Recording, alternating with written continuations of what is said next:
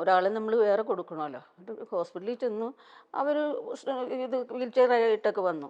അപ്പോൾ അവർ പറഞ്ഞു എനിക്ക് വീൽ ചെയറൊന്നും വേണ്ട, ഞാൻ നടന്നു വന്നോളാമെന്നും പറഞ്ഞ് ലിഫ്റ്റിൽ കയറി നടന്ന് റൂമൊക്കെ ബുക്ക് ചെയ്തിട്ടുണ്ടായി. റൂമിലേക്ക് ചെന്നു, കയറി വീണ്ടും ശ്വാസം മുട്ട് തുടങ്ങി.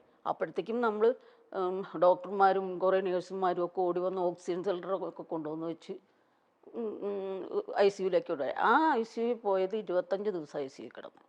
പിന്നെ ഓരോ ദിവസം കൂടുതൽ പിന്നെ പിന്നെ അനക്കണമൊന്നുമില്ല. അപ്പോൾ ഈ ദേഷ്യം ഒന്നാമത്തെ അങ്ങോട്ട് കാലൊക്കെ വന്ന് വീർത്തു. അവർ ഒരേ ദിവസം പറയണത് ഇന്ന് 10ആയി, പിന്നെ 25ആയി, ഇന്ന് അപ്പോൾ അവർക്കറിയാൻ രക്ഷയില്ലാന്ന്. അവരതൊന്നും പറഞ്ഞില്ല. മാക്സിമം അവിടെ ഇട്ട് ചെയ്യാവുന്ന ഡയാലിസിസ്. അത് കഴിഞ്ഞപ്പോഴത്തേക്ക് അവർ പറഞ്ഞ് ഇത് കിഡ്നിയെ പിടിച്ചിട്ടുണ്ടെന്ന് പറഞ്ഞു. ഡയാലിസിസ് തുടങ്ങി. പിന്നെ വെന്റിലേറ്ററിൽ ഇട്ടു. അന്നേരമൊക്കെ അവള് ബോധാവസ്ഥയിലാണോ? ആ ബോധാവസ്ഥയിലായിരുന്നു അവസാന നേരം വരെ. ഡോക്ടർ പറഞ്ഞിരുന്നു എന്നോട് ബോധം പോകും എന്ന് പറഞ്ഞിരുന്നു. അവൾക്ക് ഒരു ബോധവും പോയില്ല. അവളോട് രാത്രി 10 മണി വരെ ഞാനിരുന്ന് സംസാരിക്കണം. അപ്പം ഐ സി യുവിൽ കുറച്ച് സ്വാതന്ത്ര്യമൊക്കെ നമുക്ക് തന്നിട്ടുണ്ടായി. അപ്പോൾ ഞാൻ വേറെ ആരെയും കയറ്റില്ല, അവർ കാലത്ത് ഒരു പ്രാവശ്യം കയറ്റി കാണിപ്പിക്കുകയുള്ളൂ. അപ്പോൾ ഞാൻ ഐ സി യുവിൽ കയറി അവളുമായിട്ട് 10 മണി വരെ ഇരുന്ന് വർത്താനം പറഞ്ഞു. അപ്പോൾ അവിടുത്തെ ഡോക്ടർ എന്ന് പറഞ്ഞ് ഇനി ഇരിക്കണ്ട, റൂമിലേക്ക് പൊക്കോ. അവിടെ ഐ സി യു കിടക്കുന്നവർക്ക് റൂം പോലും കൊടുക്കൂല. നമ്മളവിടെ ഇരുന്ന് നേരം വെളുപ്പിക്കണം. ഈ 25 ദിവസം ഇരിക്കേണ്ടി വരും. അത് പക്ഷെ നമുക്ക് പ്രിഫറൻസൊക്കെ അവർ തന്നു. അതുകൊണ്ട് റൂം തന്നായിരുന്നു. ഞാൻ റൂമിലേക്ക് പൊക്കോന്ന് പറഞ്ഞു. എന്നിട്ട് പിന്നെ ആ നേഴ്സിനോട്, അപ്പോൾ ഒരു ബെഡിന് ഒരു നേഴ്സ് വെച്ചിട്ടുണ്ട്. ആ നേഴ്സിനോട് ഇങ്ങനെ കഥ പറഞ്ഞ് കനകസിംഹാസനം പടത്തിൽ പോയ കഥയാണ് പറയണേ. പറഞ്ഞ് കണ്ണടച്ച്. അപ്പോൾ ഇവർ റൂമിലേക്ക് വിളിച്ചു. അതൊന്നും പിന്നെ എനിക്ക് ഓർമ്മയില്ല. അവിടെ ചെന്ന് കണ്ടിട്ട് പിന്നെ എനിക്ക് ഒരു കാര്യം ഓർമ്മയില്ല. പിന്നെ ഞാൻ നോക്കുമ്പോൾ ഓരോരുത്തരും ഇങ്ങനെ വന്നു, റിലേഷൻസൊക്കെ വന്നു, രാഹുൽ വന്നേക്കണു. അപ്പോൾ ഇങ്ങനെ ഓരോരുത്തരും ഇങ്ങനെ കാണുമ്പോൾ എനിക്കൊരു ഡൗട്ട്. അപ്പോഴും തന്നെ ഇവർ പറയും ഞങ്ങൾ ഇതികൾ പോയപ്പോൾ കയറിയതാ മറ്റേതാ മറിച്ച്. അപ്പോൾ എനിക്ക് ടൈം പോലും അവരെന്നെ കാണിക്കണില്ല രാത്രിയാണെന്നൊന്നും. അങ്ങനെ നേരം വെളുത്ത് കഴിഞ്ഞപ്പോഴത്തേക്കും ചെന്ന് ഡ്രസ്സൊക്കെ മേടിച്ചിട്ടൊന്ന് ചേഞ്ച് ചെയ്ത് അവിടെ കിടത്തി ഞാൻ എന്നെ വീട്ടിലേക്ക് കൊണ്ടുവന്നു. എനിക്ക് എനിക്ക് അങ്ങനെ കുറേ ദിവസം കഴിഞ്ഞു ഒരു ഓർമ്മ വീടാൻ.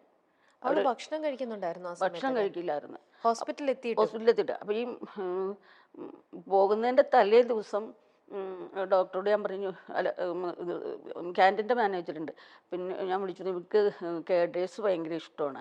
അപ്പോൾ പുള്ളി പറഞ്ഞ് ഞാൻ അതിൻ്റെ അകത്ത് കുറച്ച് നട്ട്സൊക്കെ ആഡ് ചെയ്ത് കുറച്ച് നട്ട്സൊക്കെ ഇട്ടൊരു ജ്യൂസ് ഒടിച്ച് കൊണ്ടുവരാം. ഒന്നും കഴിക്കാഞ്ഞിട്ടും കൂടിയാണ് അധികം. പിന്നെ ഈ കേഡേഴ്സ് നല്ലോണം ഇതൊക്കെ ആയിട്ട് പൗംഗ്രാൻറ്റൊക്കെ ഇട്ട് കൊണ്ടുവരാം എന്ന് പറഞ്ഞു പോയി. അത് കൊണ്ടുവന്ന് വെച്ചിട്ട് അവിടെ തന്നെ ഇരുന്നു. ഒരു സ്പൂൺ പോലും ഞാൻ കൊടുത്തിട്ട് കഴിച്ചില്ല. അപ്പൊ രാഹുലും നിർബന്ധിക്കില്ലേ? രാഹുൽ പറഞ്ഞിട്ടും അവള് കേക്കില്ലേ? എല്ലാ രാഹുൽ പറഞ്ഞാലും കേൾക്കില്ല. അത് രാഹുൽ പറഞ്ഞാലും ഭേദം, രാഹുലിനോട് ഒച്ചെടുക്കും. രാഹുൽ പറഞ്ഞാലും ഭേദം ഞാൻ പറയുകയാണ്. ആണോ? അമ്മയെ എനിക്ക് പറ്റാഞ്ഞിട്ടല്ലേ അമ്മയെ കഴിക്കാത്തതെന്ന് പറയും. അപ്പോഴത്തേക്കും എല്ലായിടത്തും ഒക്കെ കയറി പിടിച്ചു. പിന്നെ ലിവർ, അവർ പറയുന്നത് ലിവർ മാറ്റണമെന്ന്. ഞാനന്നേരം എൻ്റെ ചിറ്റയുടെ മോളെ കണ്ട് ഇത് പറഞ്ഞേച്ചു ഞാൻ പുറത്തേക്ക് ഇറങ്ങുമ്പോൾ അവൾ എന്നെ വിളിച്ചു. അപ്പോൾ ഞാൻ പറഞ്ഞു ഇങ്ങനെ ലിവർ മാറ്റണമെന്ന് പറയണ്ടെന്ന് പറഞ്ഞു. അപ്പം ഞാൻ വരാം ആൻറ്റി, ഞാനിപ്പോൾ തന്നെ വരാം. അപ്പം ഞാൻ പറഞ്ഞു എൻ്റെ ഹസ്ബൻഡിനോടും പിള്ളേരോടും ഒക്കെ ചോദിക്കണ്ടേ? വേണ്ട, ഞാനാണ് എൻ്റെ അടുത്ത് നിന്നാണ് ആ കുട്ടി പഠിച്ചതും കല്യാണം കഴിഞ്ഞ് പോയതും ഒക്കെ എൻ്റെ അടുത്ത് നിന്നാണ്. അപ്പോൾ അതുകൊണ്ട് എനിക്ക് ആരോടും ചോദിക്കണ്ടെന്ന് പറഞ്ഞു വന്നു. അവരും അപ്പോൾ ഇത് മാറ്റണമെന്ന് പറയുമ്പോൾ അവരുടെ മകനും പറഞ്ഞു ഞാൻ കൊടുക്കാം ചേച്ചിക്കെന്ന് പറഞ്ഞു. പിന്നെ ഇവള് വന്നിട്ട് ഇവള് ഹോസ്പിറ്റലിൽ ജോലിയുള്ള ആളാണ്, ആയുർവേദ ഹോസ്പിറ്റലിൽ പുതിയ. അപ്പോൾ ഇവള് വന്ന് ഇവളുടെ കംപ്ലീറ്റ് ടെസ്റ്റും കഴിഞ്ഞു. ഞങ്ങൾക്ക് നാളെയോ മറ്റന്നാളോ ചെയ്യാമെന്നുള്ള രീതിയിലേക്ക് വന്നപ്പോഴും ഈ ശ്വാസം മുട്ടാണ് പ്രശ്നമായത്. അതുകൊണ്ട് അവർക്ക് ചെയ്യാൻ പേടി. അപ്പോൾ ഞാൻ വീട്ടിലേക്ക്, ക്യാഷും വേണമല്ലോ, അപ്പം വീട്ടിലേക്ക് ഒരാളോട് ക്യാഷ് എടുത്ത് വെച്ചേക്കാൻ പറഞ്ഞ് അത് മേടിച്ചുകൊണ്ട് ഞാൻ, അപ്പോൾ മോനും മരുമോളും കൂടി റൂമിൽ നിന്നു. അപ്പോൾ ഞാനത് മേടിച്ചുകൊണ്ട് വീട്ടിൽ നിന്ന് ഇറങ്ങിയപ്പോൾ തന്നെ ഹോസ്പിറ്റലിൽ നിന്ന് വിളി വന്നു, ഇവിടെ ഒന്ന് വേഗം വരണം എന്ന് പറഞ്ഞു. അപ്പം 4:30, ഞാൻ പറയും 4 മണിക്ക്. അപ്പോൾ ഞാൻ പറഞ്ഞു 4:30 ആവും അവിടെ എത്തുമ്പോഴത്തേക്കെന്ന് പറയും. 4:30 ഞാൻ ചെന്നപ്പോഴത്തേക്കും ഡോക്ടേഴ്സ് എല്ലാം കൂടിയിരിപ്പുണ്ട്. അവരെന്നോട് പറഞ്ഞു ഇപ്പം ചെയ്യാൻ പറ്റില്ല. അപ്പോൾ അവളുടെ ടെസ്റ്റിംഗ് എല്ലാം കഴിഞ്ഞ് പേപ്പേഴ്സ്, അതായത് 101 പേപ്പർ വെച്ചിട്ട് 7 ഫയൽ വേണം. 107 ഫയലാണെന്ന് എനിക്ക് തോന്നുന്നു. പല ഇങ്ങനെ MLA MP അങ്ങനെ ഒത്തിരി പേര് സുരേഷ് ഗോപിയൊക്കെ വിളിച്ചു പറഞ്ഞു, ഇവിടെ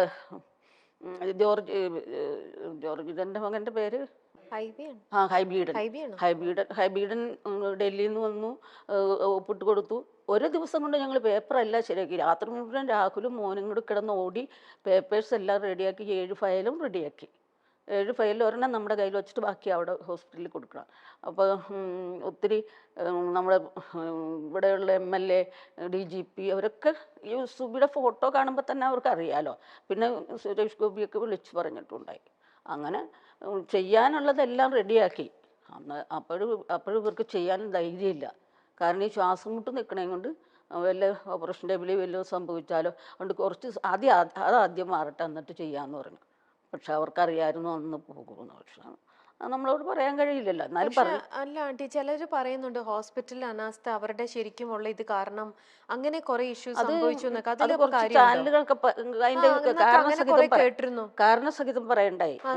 ചില ചാനലുകളൊക്കെ പറയണ്ടായി. പക്ഷെ അത് എനിക്ക് ഡോക്ടേഴ്സിനെ കുറിച്ചൊന്നും അവിടെ വലിയ കുഴപ്പം എനിക്ക് തോന്നിയിട്ടില്ല. നമുക്കറിയില്ല. പിന്നെ അവിടുത്തെ മാനേജ്മെന്റും ഒക്കെ ആയിട്ട് ഞാൻ അവസാനം ഒരിത്തിരി പ്രശ്നമുണ്ടായി. ഉണ്ടാവേണ്ടി വന്നു. അത് വേറെ ഒന്നുമില്ല. അത് ഒരു ഗ്യാസിന്റെ പ്രശ്നം. അത് 2 ആഴ്ച കഴിഞ്ഞിട്ടാണ്. അത്രേ ഉള്ളൂ. അല്ലാതെ വേറെ അവിടെ ഡോക്ടേഴ്സിനെ കുറിച്ചൊന്നും എനിക്ക് പരാതിയൊന്നുമില്ല. അപ്പൊ പിന്നെ അത് കഴിഞ്ഞപ്പോൾ ഇതിന്റെ അടിയിൽ എല്ലാവരും എഴുതണ്ട്, നിങ്ങൾക്ക് ഫിലിപ്പ് അഗസ്റ്റിനെ അവിടെ കാണായിരുന്നില്ലേ, അല്ലെങ്കിൽ അദ്ദേഹത്തിന്റെ മകൻ ഉണ്ടായിരുന്നല്ലോ കാണാൻ. ഫിലിപ്പ് അഗസ്റ്റിനെ ഞാൻ കാണണേ. എനിക്കിതൊന്നും അന്നേരം തോന്നിയില്ല. അവിടെ അവർ കുറേ ഡോക്ടർമാരുണ്ട്. പിന്നെ എൻ്റെ നെയ്ബറായിരുന്നു ഒരു ഡോക്ടറുണ്ട്, രാമചന്ദ്രൻ എന്ന് പറഞ്ഞിട്ട്. പുള്ളി അമൃതയിലായിരുന്നു. അപ്പോൾ ആദ്യം ഒരു അമ്മയുടെ അനിയത്തി ഒരു കൊച്ചിന് കരൾ കൊടുത്തൊക്കെ ഭയങ്കര വാർത്തയൊക്കെ ആയില്ലേ. അന്നേരം ഈ രാമേന്ദ്രൻ സാറിൻ്റെ ഒക്കെ ഫോട്ടോ അവിടെ ഉണ്ടായി. എൻ്റെ നെയ്ബറും ആയിരുന്നു. അപ്പം പുള്ളിയൊക്കെ ഉണ്ട്. എനിക്കതിന് വലിയ കുഴപ്പം തോന്നിയില്ല. അവസാനം അവർ എന്നോട് പറഞ്ഞു, നിങ്ങൾക്ക് വേറൊരു ഓപ്ഷൻ ഉണ്ടെങ്കിൽ നോക്കാമെന്ന്. എവിടെ കൊണ്ടുപോകാനാ? വെന്റിലേറ്ററിൽ കിടക്കുന്ന ആള് ദേഹം മുഴുവൻ തുളച്ചവിടെ ഇവിടെ കെട്ടിയേക്കണ്. എന്നെ ഞാൻ പറഞ്ഞു, ഇല്ല എനിക്ക് വിശ്വാസമാണ്, എനിക്ക് വിശ്വാസമാണെന്ന് പറഞ്ഞ് അവൾ തന്നെ നിർത്തിയത്. അപ്പം അവൾ അറിഞ്ഞിട്ടില്ല അവള് പോയ കാര്യം? അങ്ങനെ പോകുന്നവർക്ക് തോന്നിയിട്ടില്ല. അവള് സംസാരിച്ച ഈ പറയണ പോലെ കഥ പറഞ്ഞിരുന്ന വഴി അവളങ്ങ് ബോധം കെട്ട് പോയതിൽ കണ്ണടഞ്ഞു പോയി. പിന്നെ അവള് കണ്ണു തുറന്നിട്ടില്ല. അവൾ അറിഞ്ഞിട്ടില്ല അവളുടെ മരണം. ഇല്ല കഥ പറഞ്ഞു. അവൾക്ക് ആ ലാസ്റ്റ് നമ്മള് ഹോസ്പിറ്റലിൽ നിൽക്കണ സമയത്തും എനിക്ക് ഇത്രയും ക്രിട്ടിക്കലാണ്, ഞാൻ ഇനി ഇതാവാൻ പോണു എന്നുള്ള കാര്യം അവൾക്ക് മനസ്സിലായിട്ടേ ഇല്ല. ഇല്ല എനിക്ക് മനസ്സിലായില്ല. പിന്നെ നമ്മൾ ഇത്രയും കാശ് ചെലവാക്കണു, അവർ പറയണത് കേട്ടണു, എല്ലായിടും കുറേ ഡോക്ടർമാർ വന്ന് നോക്കണു. അപ്പം എനിക്ക് മനസ്സിലായില്ല. പക്ഷേ എൻ്റെ ഹസ്ബൻഡിനും മോനും ഒക്കെ കുറച്ചറിയായിരുന്നു എന്ന് തോന്നുന്നു. എനിക്ക് പോലും മനസ്സിലായില്ല. ഞാൻ അന്നേരം ചെന്നിരുന്ന് വർത്തമാനം പറഞ്ഞിട്ട് വന്നപ്പോഴത്തേക്കും എന്നോട് തലേദിവസം ഒരു കുറ്റബോധം പോലെ എന്നോട് ഇങ്ങനെ പറഞ്ഞു, ഞാൻ അവസാനമായപ്പോൾ അമ്മ പറഞ്ഞാലൊക്കെ കേൾക്കാണ്ടായല്ലേ, അതൊക്കെ ഞാൻ ഈ അനുഭവിക്കണേന്ന് പറഞ്ഞു ഇങ്ങനെ. അപ്പം ഞാൻ പറഞ്ഞു, ഇല്ല മോനെ, അതൊക്കെ ഒരു സാധാരണ വീട്ടിലുള്ളതല്ലേ, ഭക്ഷണം കഴിക്കണേനാണ് ഈ പ്രശ്നം ഉണ്ടാക്കുന്നത് മുഴുവൻ, അല്ലാതെ സാധാരണ വീടുകളിലുള്ളതല്ലേ, മോനൊന്നും നമ്മോട് ചെയ്തിട്ടില്ല. അവൾ എന്താ ഇങ്ങനെ ഭക്ഷണം, എല്ലാരും പറയണ്ട അവള് ഭക്ഷണം ഇങ്ങനെ കഴിക്കുന്നില്ല, അത് കഴിക്കാൻ തോന്നാഞ്ഞിട്ടാണ്, അവൾക്ക് വിശപ്പില്ലേ? ഒന്നാമത്തെ എണീറ്റ് വരുമ്പോൾ 12 മണി, ആദ്യമൊക്കെ 12 മണി, പിന്നെ ഇപ്പം 2 മണി 3 മണിയൊക്കെ കഴിച്ചു. ഞാൻ ചെന്ന് വിളിച്ചാൽ ഒച്ചയെടുക്കും. അവളുടെ സ്വഭാവം അറിയാലോ കുറച്ചൊക്കെ ഒരു ഇത്. അപ്പോൾ ഞാൻ ചെന്ന് വിളിച്ചാൽ പ്രശ്നം ഉണ്ടാക്കും. അപ്പോൾ ഞാൻ കൊച്ചിനെ ഭയങ്കര ഇഷ്ടം. അവളെ പോലെ തന്നെ ഇരിക്കണേ. അപ്പോൾ കൊച്ചിനെ കയറ്റി വിട്ടിട്ട് കൊച്ച് വാതിലെ കിടന്ന് ഇടിക്കുമ്പോൾ അവൾ എണീറ്റ് കൊച്ചിനെ എടുത്തുകൊണ്ടങ്ങ് പോകും. അന്നേരം പിന്നെ ഞാൻ ഹോസ്പിറ്റലിൽ കിടന്നത് ഒത്തിരി പ്രശ്നമായി. ഹോസ്പിറ്റലിൽ കിടന്ന് കഴിഞ്ഞപ്പോഴത്തേക്കും ഇവിടെ മോളും വരുമ്പോഴും കൂടി എന്താ വേണ്ടേ നിനക്ക്, സാൻഡ്വിച്ചോണോ എന്താ വേണ്ടതെന്ന് വെച്ചാൽ അതെല്ലാം വാങ്ങിച്ചോ, അല്ലെങ്കിൽ ഉണ്ടാക്കി, അവൾ കഞ്ഞിയും പയറും വേണമെന്ന് പറഞ്ഞിട്ട് അതൊക്കെ ഉണ്ടാക്കി കൊണ്ടുവന്നു. ഇതൊക്കെ റൂമിൽ വെച്ചേക്കുള്ളൂ, റൂമിൽ നിന്ന് താഴോട്ട് പറഞ്ഞില്ല, അത് കഴിച്ചിട്ടുമില്ല, ഒന്നും കഴിച്ചിട്ടില്ല. അങ്കിള് പറഞ്ഞാലും അവള് കേൾക്കില്ലായിരുന്നോ? ഭക്ഷണം കഴിക്കാൻ ഫുഡിന്റെ കാര്യത്തിൽ ആരും പറഞ്ഞാൽ കേൾക്കില്ല, ആരും കേൾക്കൂല. അപ്പൊ എന്തെങ്കിലും വിഷമം ഉള്ളിലുണ്ടായിരുന്നായിരിക്കും, വേറെ വിഷമമല്ല, ഭക്ഷണം കഴിക്കാൻ മേലാത്ത എന്തെങ്കിലും ഒരു ഇതുണ്ടായിരിക്കും. സുബി സുരേഷ് ഓർമ്മയായിട്ട് വർഷങ്ങൾ കഴിഞ്ഞു എങ്കിലും ഇന്നും പ്രിയപ്പെട്ടവരുടെ മനസ്സിൽ മായാതെ നിൽക്കുന്ന ഓർമ്മകളാണ് സുബി സുരേഷ് സമ്മാനിച്ചിട്ടുള്ളത്. സുബി ഒരിക്കലും അവൾക്ക് വേണ്ടി ജീവിച്ചിട്ടില്ല, ചിന്തിച്ചിട്ടില്ല. ചെറുപ്പം മുതൽക്ക് അവൾ അങ്ങനെയാണ്. എല്ലാ കാര്യങ്ങളും ചോദിച്ചിട്ടേ ചെയ്യൂ. പിന്നെ ചോദിക്കുന്നത് പിഷാരടിയോടാണ്.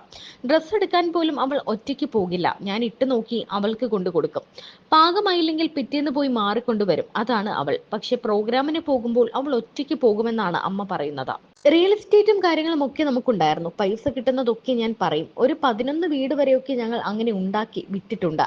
സ്ഥലവും കാര്യങ്ങളും ഒക്കെ നോക്കാൻ വേണ്ടി ഞാൻ രാവിലെ എല്ലാം ഉണ്ടാക്കി വെച്ചിട്ട് പോകും. എന്നാൽ അവൾ എഴുന്നേൽക്കുമ്പോൾ ഞാൻ അവൾക്കൊപ്പം വേണം. എന്നെ കണ്ടില്ലെങ്കിൽ ഉടനെ വിളിക്കും. ഇന്ന് എവിടാ എന്നും ചോദിച്ചുകൊണ്ട്. എന്നാലും വീട് പുള്ളിക്കാരത്തിക്ക് നോക്കണം. എന്നെക്കൊണ്ട് ഒന്നും ചെയ്യിപ്പിക്കരുത് എന്ന വാശി പോലെ. എന്നെക്കൊണ്ട് ബുദ്ധിമുട്ടിക്കരുത് എന്നാണ് അവൾക്ക്. കാനഡയിൽ വെച്ചാണ് രാഹുൽ എന്നെ കെട്ടിക്കോട്ടെ എന്ന് ചോദിക്കുന്നതെന്ന് എന്നോട് പറയുന്നത്. അതൊക്കെ നമ്മൾ പ്രതീക്ഷിച്ചു നിന്നപ്പോഴാണ് ജാർഖണ്ഡ് പ്രോഗ്രാം. പോകണ്ട എന്ന് ഞാൻ ആവുന്ന പറഞ്ഞയാണ്, പക്ഷെ പോയി. കാരണം ബ്ലഡിൽ ചെറിയ രീതിയിൽ മഞ്ഞപ്പിത്തത്തിന്റെ അംശമുണ്ടായിരുന്നു. ഡോക്ടറും പൊക്കോളാൻ പറഞ്ഞു. അങ്ങനെയാണ് അവൾ പോകുന്നത്. അങ്ങനെയാണ് ആശുപത്രിയിൽ ചെല്ലുന്നത്. കൊറോണ വന്നതു മുതൽ ശ്വാസകോശത്തിൽ പ്രശ്നമുണ്ടായിരുന്നു. ഹോസ്പിറ്റലിൽ ചെന്ന് കയറിയപ്പോൾ തന്നെ ശ്വാസം മുട്ടായി. അങ്ങനെ ഐസിയുവിലേക്ക് മാറ്റി. ഹെപ്പറ്റൈറ്റിസ് ബി ആണ്. ആദ്യം കിഡ്നിയെ ബാധിച്ചു, ഡയാലിസിസ് ചെയ്തു, പിന്നെ വെന്റിലേറ്ററിലാക്കി. അങ്ങനെയാണ് ട്രാൻസ്പ്ലാന്റ് ചെയ്യാൻ പറയുന്നത്. അതിനെല്ലാം നമ്മൾ റെഡിയാക്കി, എല്ലാവരും സഹായിച്ചു. പക്ഷെ അവൾക്ക് യോഗമുണ്ടായില്ല എന്നാണ് അമ്മ പറയുന്നത്. മരിക്കുന്നതിനും 2 ദിവസം മുൻപേ ഞാൻ സുബിയെ കാണാൻ വേണ്ടി ഹോസ്പിറ്റലിൽ പോയി. നമ്മൾ ആശുപത്രിയിലേക്ക് പോകുമ്പോൾ തിരിച്ചുവരവിന്റെ പ്രതീക്ഷയോടെയാണല്ലോ പോകുന്നത്. എന്നാൽ ഞാൻ അവസാനമായി അവളെ കണ്ടപ്പോൾ അന്നത്തെ സുബി, അവൾക്ക് എന്തോ ഒരു ബോധ്യം പോലെ. എന്നെ കണ്ടപ്പോൾ അവൾ ഒന്ന് തൊഴുതു. എന്നെ കാണുമ്പോൾ ഒരിക്കലും അങ്ങനെയല്ല സുബി ചെയ്യുക, എല്ലാവരും പുറത്തുണ്ട് എന്നൊക്കെ പറഞ്ഞ് ആശ്വസിപ്പിക്കുമ്പോഴും സുബിക്ക് ഒരു ബോധ്യം ഉണ്ടായിരുന്ന പോലെ. എന്റെ മനസ്സിലുള്ള ആളല്ല സുബിയെന്ന് എനിക്ക് തോന്നിപ്പോയെന്ന് രമേശ് പിഷാരടി പറഞ്ഞു. ചെറുക്കൻ പെണ്ണായിരുന്നു ഞങ്ങൾ അവൾക്കെന്നാണ് ജാഫർ ഇടുക്കി പറഞ്ഞത്. സംസാരത്തിലും അവളുടെ പെരുമാറ്റത്തിലും എല്ലാം അവൾ അങ്ങനെയായിരുന്നു. താൻ നിവിൻ പോളിയുടെ ഒപ്പമുള്ള ഒരു സിനിമയ്ക്ക് വേണ്ടി ദുബായിൽ ഉള്ളപ്പോഴാണ് സുബി സുരേഷിന്റെ മരണം അറിയുന്നത്. താൻ പെട്ടെന്ന് കരഞ്ഞു പോയെന്നാണ് ജാഫർ ഇടുക്കി സുബിയെ കുറിച്ച് പറഞ്ഞത്.